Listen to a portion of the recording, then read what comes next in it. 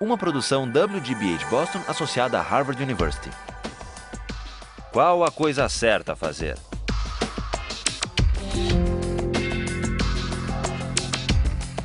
Justice, com Michael Sandel. Debatendo o casamento do mesmo sexo. We ended last time talking about the narrative conception of the self.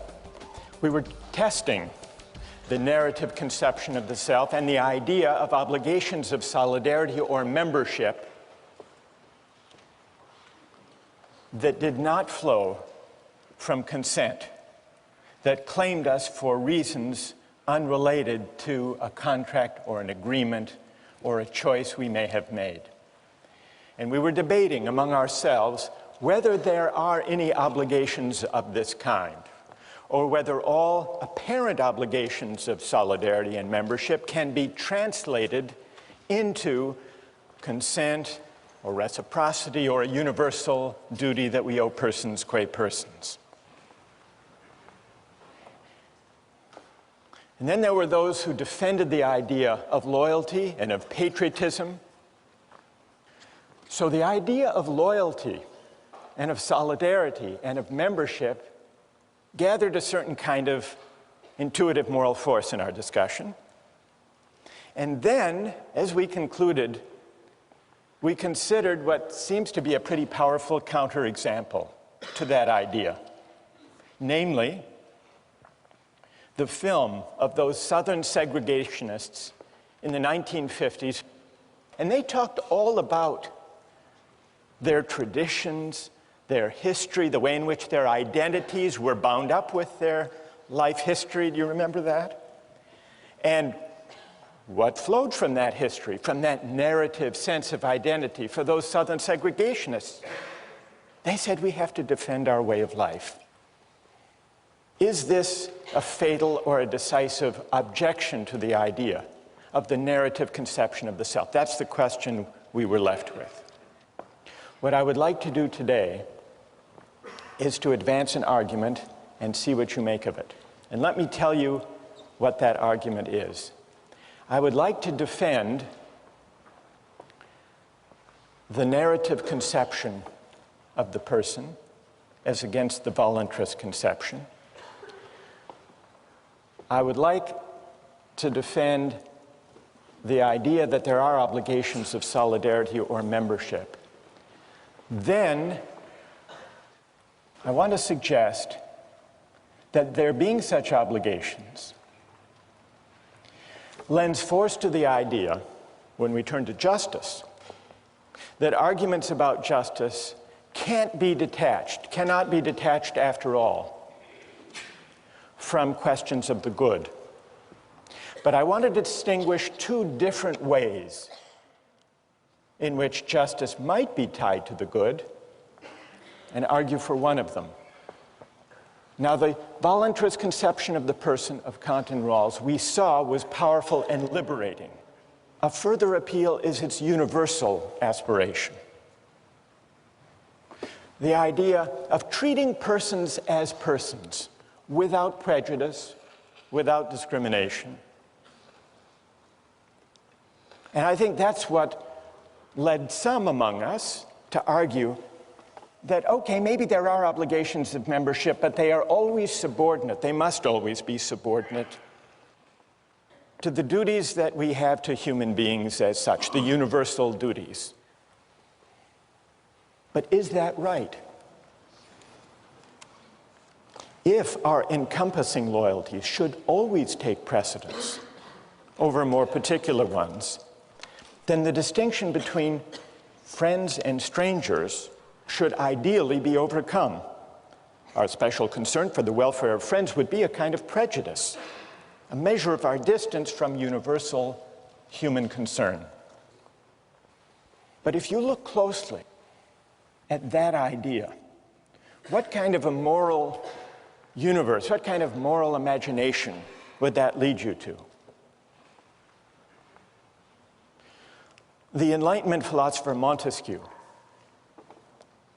gives perhaps the most powerful and I think ultimately the most honest account of where this relentless universalizing tendency leads the moral imagination.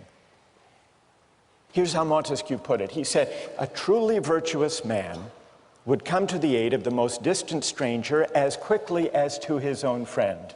And then he adds, listen to this, "If men were perfectly virtuous, they wouldn't have friends." But it's difficult to imagine a world in which persons were so virtuous that they had no friends, only a universal disposition to friendliness. The problem isn't simply that such a world would be difficult to bring about, that it's unrealistic. The deeper problem is that such a world would be difficult to recognize as a human world. The love of humanity is a noble sentiment, but most of the time, we live our lives by smaller solidarities. This may reflect certain limits to the bounds of moral sympathy, but more important, it reflects the fact that we learn to love humanity, not in general, but through its particular expressions. So these are some considerations. They're not knockdown arguments, but moral philosophy can't offer knockdown arguments, but considerations of the kinds that we've been discussing and arguing about all along. Well, suppose that's right. One way of assessing whether this picture of the person and of obligation is right is to see what are its consequences for justice. And here's where it confronts a serious problem. And here we go back to our Southern segregationists. They felt the weight of history. Do we admire their character, these segregationists who wanted to preserve their way of life? Are we committed to saying, if we accept the idea of solidarity and membership, are we committed to saying that justice is tied to the good in the sense that justice means whatever a particular community or tradition says it means, including those Southern segregationists? Here it's important to distinguish two different ways in which justice can be tied to the good. One is a relativist way. That's the way that says, to think about rights, to think about justice, look to the values that happen to prevail in any given community at any given time. Don't judge them by some outside standard, but instead conceive justice as a matter of being faithful to the shared understandings of a particular tradition. But there's a problem with this way of tying justice to the good. The problem is that it makes justice wholly conventional, a product of circumstance, and this deprives justice of its critical character. But there is a second way in which justice can be tied with or bound up with the good. On this second non-relativist way of linking justice with conceptions of the good, principles of justice depend for their justification not on the values that happen to prevail at any given moment in a certain place, but instead on the moral worth or the intrinsic good of the ends rights serve. On this non-relativist view, the case for recognizing a right depends on showing that it honors or advances some important human good. This second way of tying justice to the good is not, strictly speaking, communitarian, if by communitarian you mean just giving over to a particular community the definition of justice. Now, what I would like to suggest that of these two different ways of linking justice to the good, the first is insufficient, because the first leaves justice the creature of convention. It doesn't give us enough moral resources to respond to those Southern segregationists who invoke their way of life, their traditions, their way of doing things.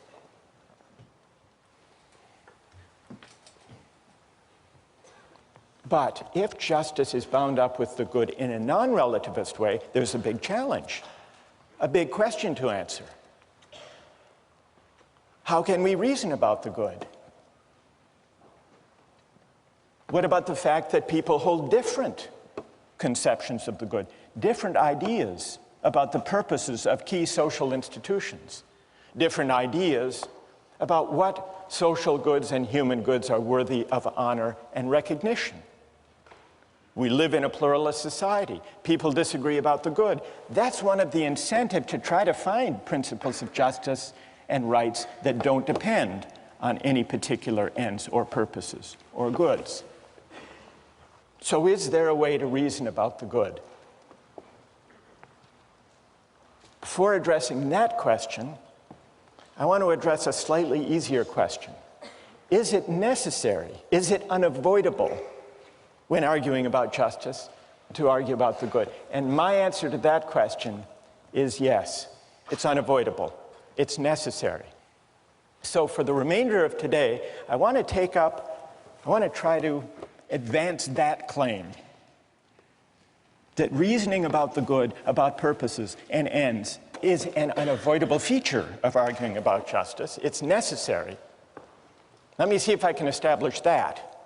And for that, I'd like for us to begin a discussion of same-sex marriage. Now, same-sex marriage draws on, implicates deeply contested and controversial ideas, morally and religiously. And so there's a powerful incentive to embrace a conception of justice or of rights that doesn't require the society as a whole to pass judgment one way or another on those hotly contested moral and religious questions about the moral permissibility of homosexuality, about the proper ends of marriage as a social institution. So clearly, if there's an incentive to resolve this question, to define people's rights in a way that doesn't require the society as a whole to sort out those moral and religious disputes, that would be very attractive. So what I would like to do now is to see, using the same-sex marriage case, whether it's possible to detach one's views about the moral permissibility of homosexuality and about the purpose, the end of marriage, to detach those questions from the question of whether the state should recognize same-sex marriage or not. So let's begin. I would like to begin by hearing the arguments of those who believe that there should be no same-sex marriage, but that the state should only recognize marriage between a man and a woman. Do I have volunteers? I had two. There were two people I asked, people who had voiced their views already on the Justice blog, Mark Luff and Ryan McCaffrey. Where are you? Okay, Mark, and where's Ryan? All right, let's go first to Mark. I have sort of a teleological understanding of the purpose of sex and the purpose of marriage. And I think that for people like myself who are a Christian and also a Catholic, the purpose of sex is, one, for its procreative uses, and two, for a unifying purpose between a man and a woman within the institution of marriage. You have a certain conception of the purpose, or the telos, Yeah. of human sexuality, which is bound up with procreation. Right. As well as union. Yeah. And the essence of marriage, the purpose of marriage as a social institution, is to give expression to that telos and to honor that purpose, namely the procreative purpose of marriage. Is that a fair summary of your view? Yeah. Where's Ryan? Go ahead. Do you agree more or less with Mark's reasons? Yes, I agree. I think that the ideal of marriage involves procreation, and it's fine that homosexuals would go off and cohabitate with each other, but the government doesn't have a responsibility to encourage that. All right, so the government should not encourage homosexual behavior by conferring the recognition of marriage? Yeah, it would be wrong to outlaw it, but encouraging it is not necessary. Who has a reply?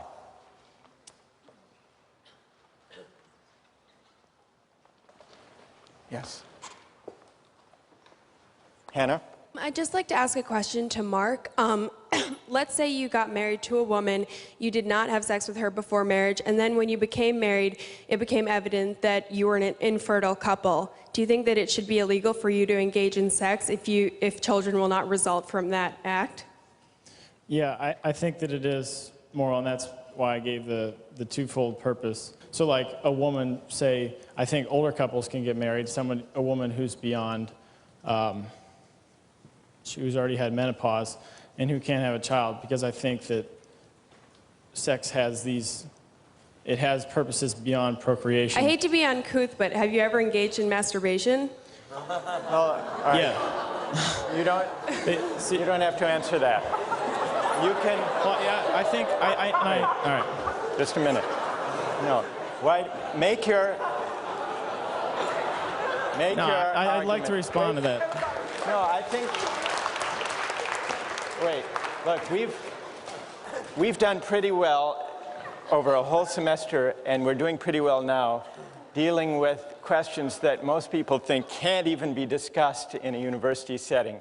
And Hannah, you have a powerful point. Make that point as a general argument rather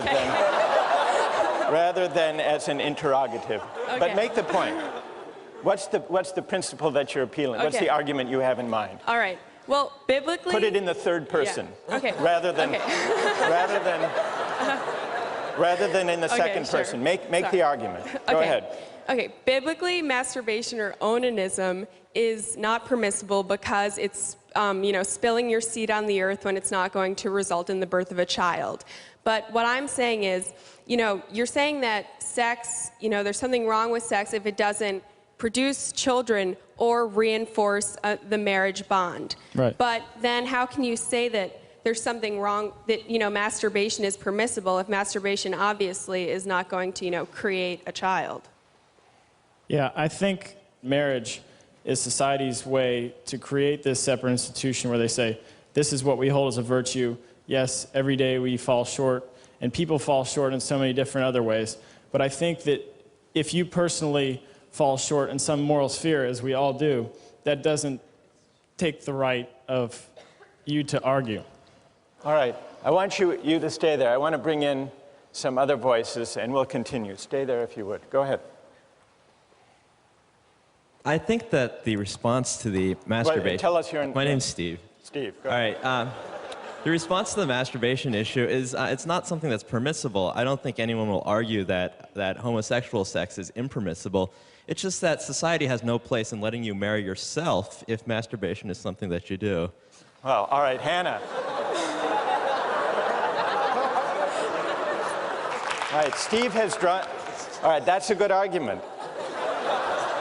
Steve has drawn our attention to the fact that there are two issues here. One of them is the moral permissibility of various practices.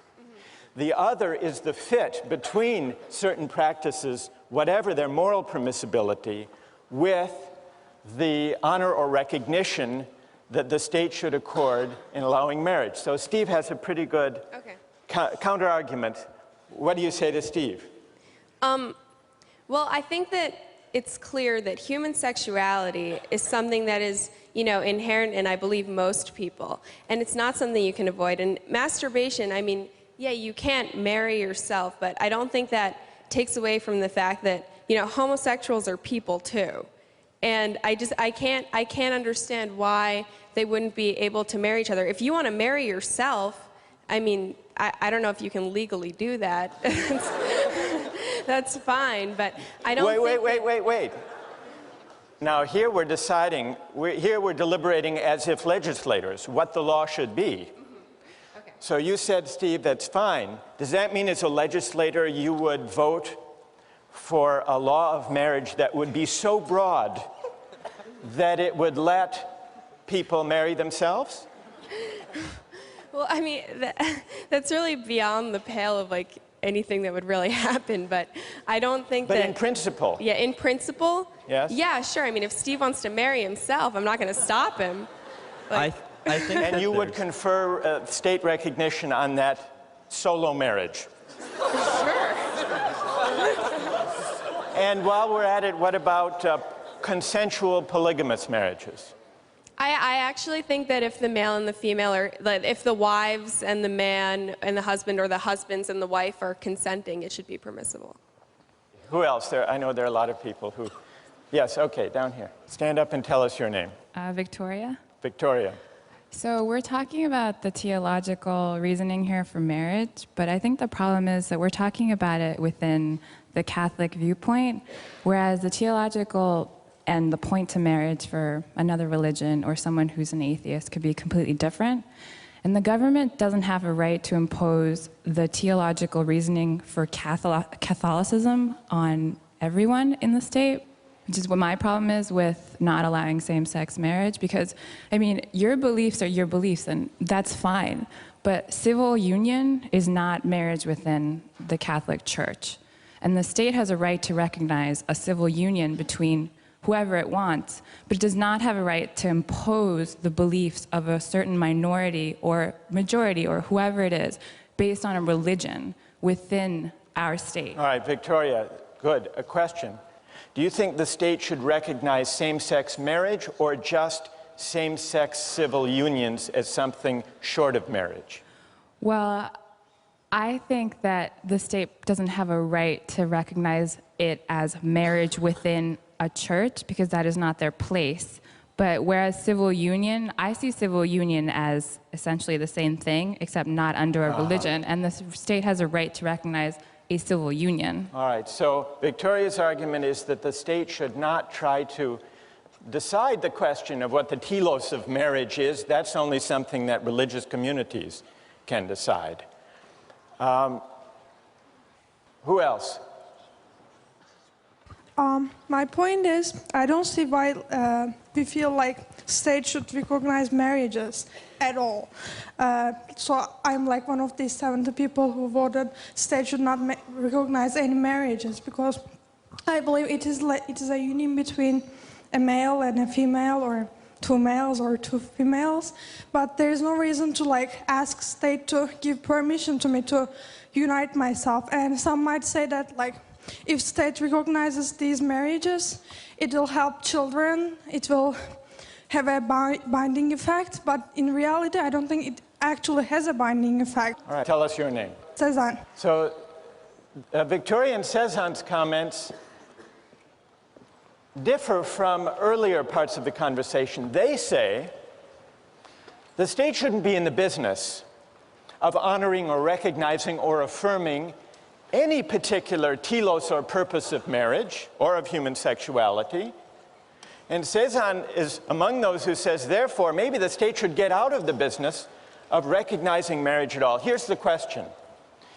Unless you adopt Cezanne's position, no state recognition of any kind of marriage, is it possible to choose between, to decide the question of same-sex marriage without taking a stand on the moral and religious controversy over the proper telos of marriage? Thank you very much to all of you who have participated. We'll pick this up next time.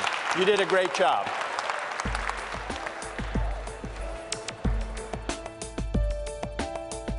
When we first came together some 13 weeks ago, I tried to warn you that once the familiar turns strange, once we begin to reflect on our circumstance, it's never quite the same again. I hope you have by now experienced at least a little of this unease, because this is the tension that animates critical reflection and political improvement, and maybe even the moral life as well.